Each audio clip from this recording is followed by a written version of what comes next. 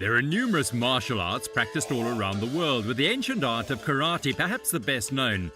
And one of the most modern forms of karate is known as Kyokushin, or full contact karate. It has a huge following, and someone who knows more than most about Kyokushin is South Africa's world champion in the discipline, Henny Bosman. Well, Kyokushin karate was started by Master Masuyama in Japan in the 50s.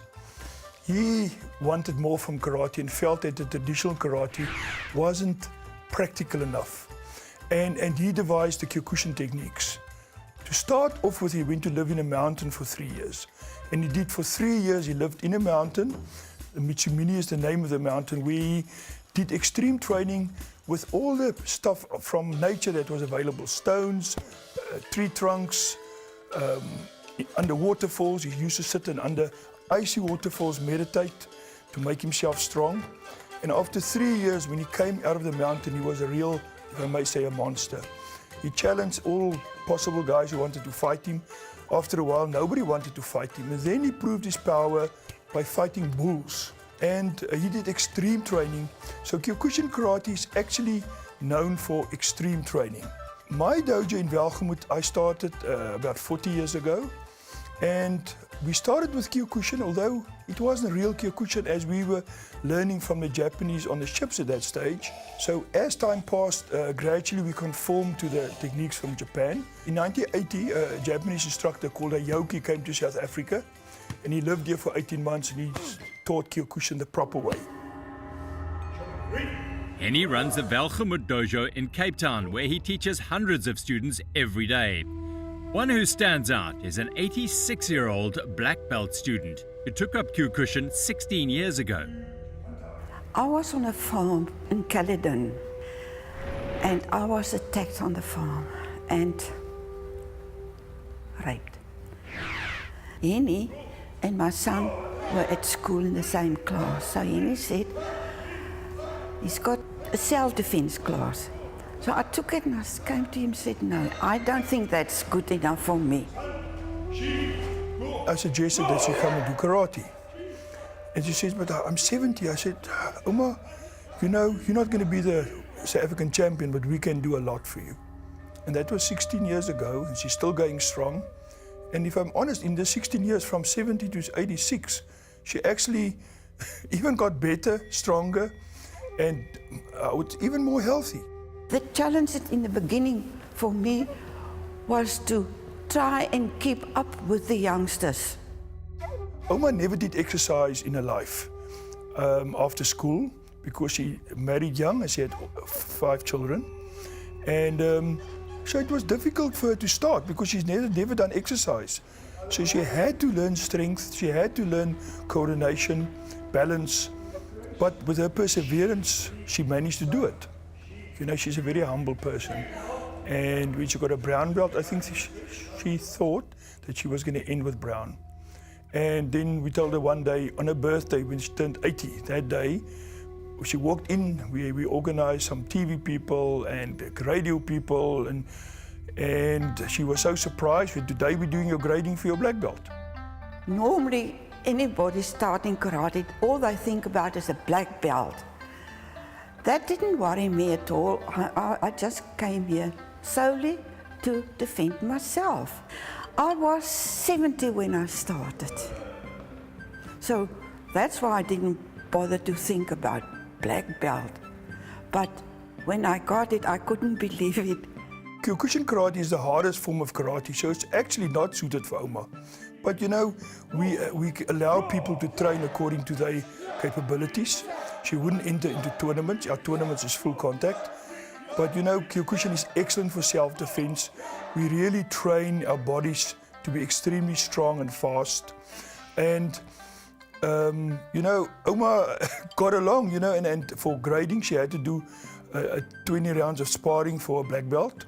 But we made it 10 for her, as she is 80 when she did it.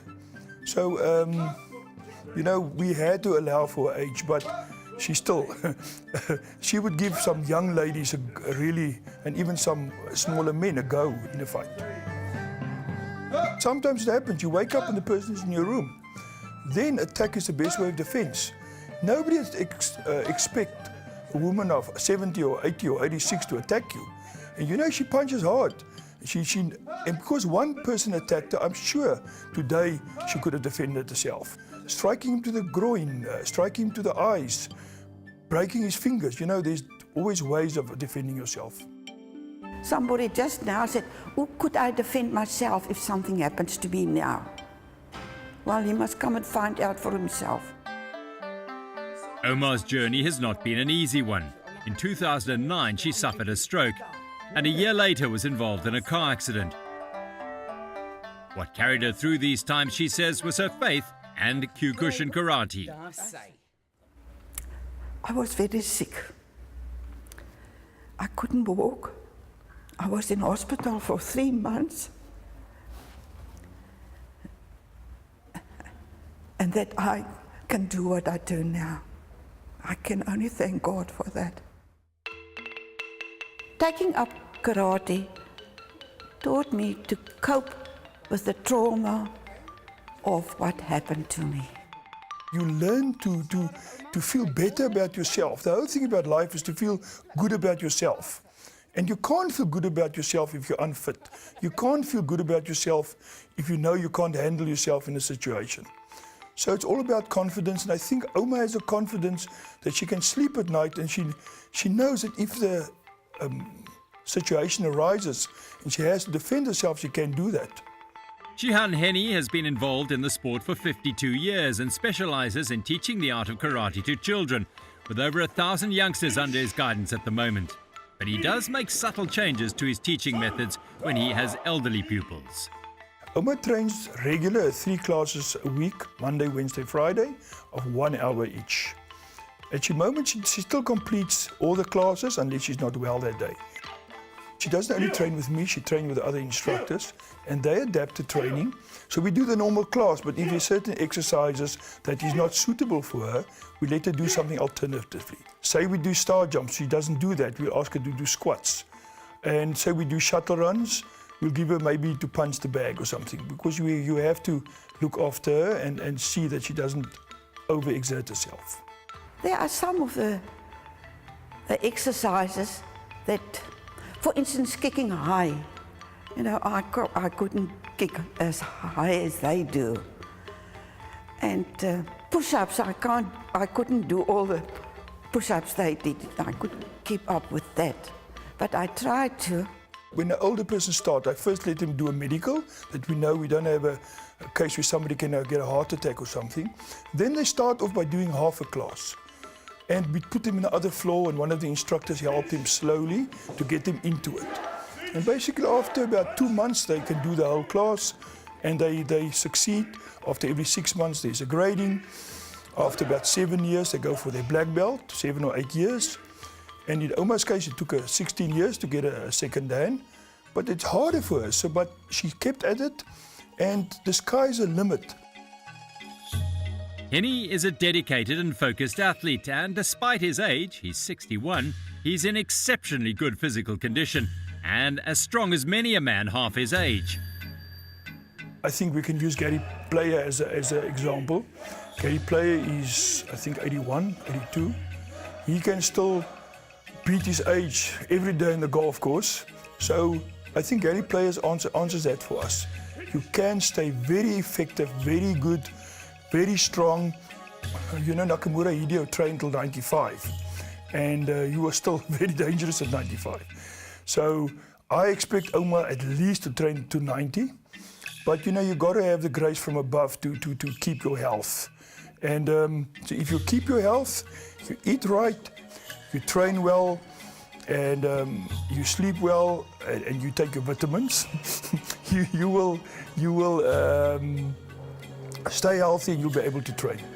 I can only thank Jihan Henny, for allowing me to come, because for him to allow me to start at 70, nobody would ever think about it. And that they may allow me to still come in, I can't believe it. And but I think I'll have to stop at some time when they kick me out. Hopefully not. It would take a brave person to try and kick Omar out of Henny's dojo. two amazing South Africans who continue to inspire the next generation.